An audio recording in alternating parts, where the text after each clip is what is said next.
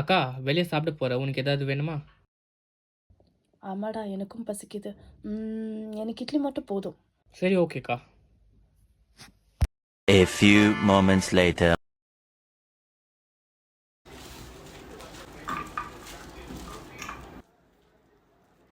இந்தாக்கா.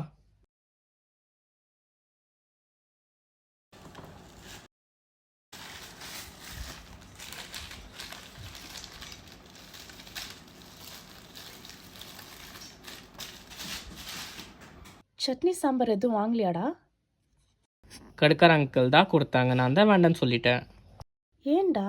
நீ தானே சொன்ன. நான் சொன்னேனா? அக்கா, நீ என்ன சொன்ன கொஞ்சம் யோசிச்சு பண்ணி பாரு. Flashback. எனக்கு இட்லி மட்டும் போதும். ஐயோ!